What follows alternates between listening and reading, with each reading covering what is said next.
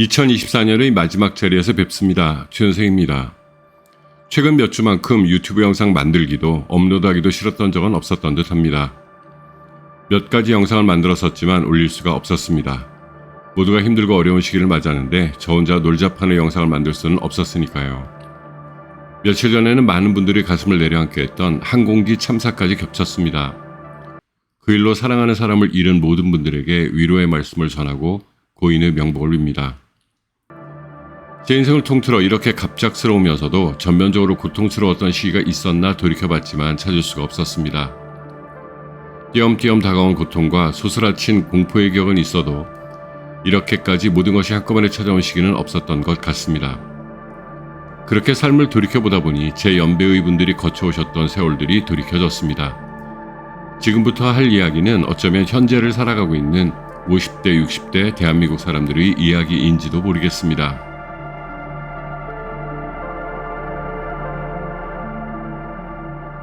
제가 초등학교 5학년이던 시절 공직자셨던 아버지로부터 거의 유언에 가까운 전화를 받아야 했습니다. 12월 12일 이후였습니다. 이젠 내가 장남으로서 가족을 지켜야 한다. 그 전화를 받았던 상처, 그 벨소리, 지금도 제 가슴 깊숙이 그 벨소리는 떠나지 않고 울려대고 있습니다. 대학교에 막 들어갔던 시절, 신입생 환영회보다 거리로 더 많이 나서야 했습니다. 거리를 가득 채운 매캐한 최루탄의 냄새, 열을 맞춰 진군해오던 경찰들의 군합발 소리, 영문도 모르고 백골단에 잡혀 닭장차에 오르자마자 내 몸뚱이에 쏟아졌던 무수한 곤봉질과 발길질들, 비릿하게 전해오는 피냄새, 그리고 신음소리, 울음소리. 대학을 다니던 시절 내내 민주주의를 위해 희생한 수많은 영령들에 대한 부채의식을 가지고 살았습니다.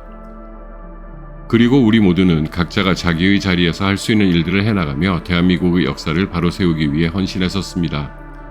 그 이후 사회에 내던져진 우리는 우리 윗세대들의 프레임 안에서 또 희생을 강요받았습니다.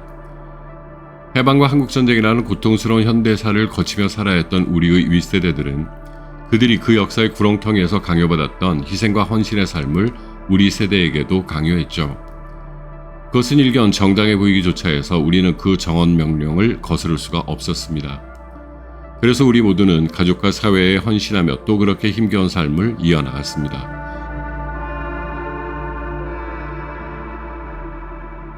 그러한 노력의 결과로 이제 허리 좀 편하했을 때 IMF 구제금융의 시대가 닥쳤습니다. 우리 모두는 그저 묵묵히 가족과 사회를 위해 열심히 일하며 살았을 뿐인데 나라가 망했다고 합니다. 직장을 잃었고 집을 잃었고 가족을 잃었습니다. 그러나 우리는 포기하지 않았습니다. 마지막 한 방울의 땀까지 쥐어짜며 우리는 또 이겨냈습니다. 피를 토하며 일했고 보상이 적어도 마다하지 않았었습니다. 그렇게 또다시 우리가 일어나 숨 좀 쉬려고 할 때 세계적인 금융위기가 찾아왔습니다. 나는 사본 적도 없는 미국의 집값 문제로 내 집이 날아가 버렸습니다.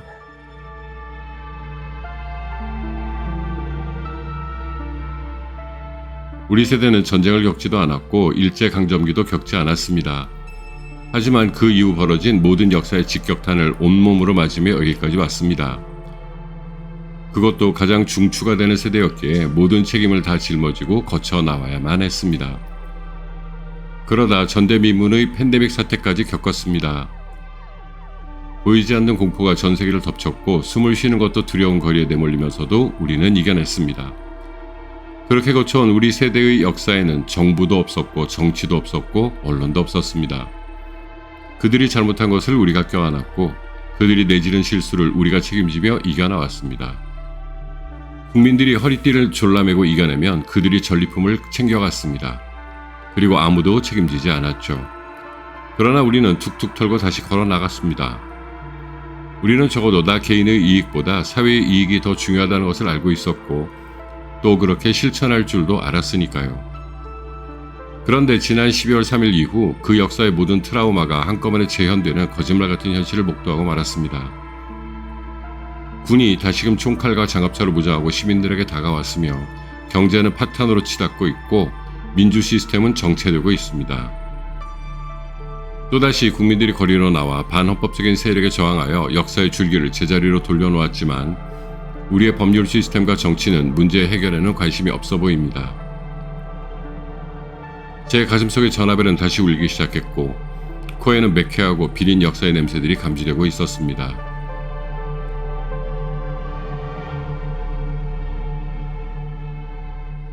그러나 그 사이사이 희망의 빗줄기들이 발견되기 시작했습니다. 2030 세대들의 자발적 참여와 연대를 발견할 수 있었고 부당한 명령을 거부하는 성숙한 시민으로서의 군인을 보았으며 반역사적인 힘에 맞서려는 모든 시민들의 강력한 연대를 발견할 수 있었습니다. 이 거스를 수 없는 역사의 도도한 물결이 군대를 막았고 폭정으로부터 시민을 구했습니다. 이번에도 역시 정부나 정치권 그리고 우리의 사법 시스템이 못한 일을 우리 시민들이 해낸 것입니다. 이제 그들은 답을 주어야 합니다. 더 빨리 더 투명하게 결론을 내주어야만 합니다. 우리 세대는 이 끝없는 트라우마로부터 벗어날 권리가 있을 뿐만 아니라 이제 이 트라우마를 떨쳐버려야만 합니다. 최근에 제주도에서 4.3 사건과 관련된 다큐멘터리를 준비하고 있는 친구와 대화를 나눌 기회가 있었습니다. 이 친구가 미국에서 풀브라이트 장학금을 받으며 쓴 박사학위 논문의 주제가 4.3 사건이었습니다. 지금은 미 국무부가 연결해준 미국인 감독과 풀브라이트 재단의 지원을 받으며 제주도에서 다큐멘터리를 제작하고 있죠. 물론 이 다큐멘터리는 미국에서 먼저 상영될 것이라고 합니다.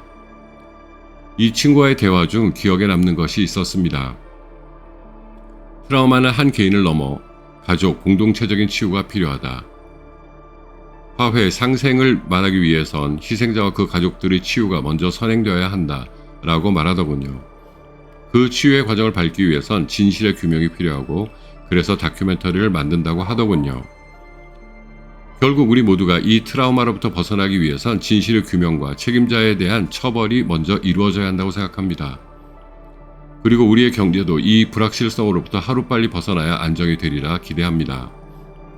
그때가 되면 우리 세대들도 온 생애를 통해 안고 살아왔던 트라우마로부터 벗어날 수 있겠죠. 생각해보면 우리 세대는 많은 희생을 강요받아 왔습니다. 하지만 우리는 그것을 거부하지 않았죠. 우리는 수긍했고 감수했으며 기꺼이 우리의 다음 세대를 위해 하루하루를 힘겹게 살아왔습니다. 이것이 억지 논리일지는 모르겠지만 오늘 거리에서 목격한 2030 세대의 성숙한 모습은 여러분들이 남겨둔 역사적 발자취일지도 모르겠습니다. 훌륭한 인격은 앞사람의 뒷모습을 보며 자라난다고 합니다. 여러분이 목청껏 이야기하지 않았어도 여러분들이 살아온 삶의 토양에서 이렇게 건강한 나무가 자라났던 것입니다. 수고하셨습니다. 여러분들이 살아왔던 삶을 목격한 증인의 한 사람으로서 여러분들이 살아오셨던 그 치열한 삶에 경의를 표합니다. 아직 모든 것이 명료하게 결말지어지지는 않았지만 우리가 원하는 건강한 대한민국으로 거듭날 것을 믿어 의심치 않습니다.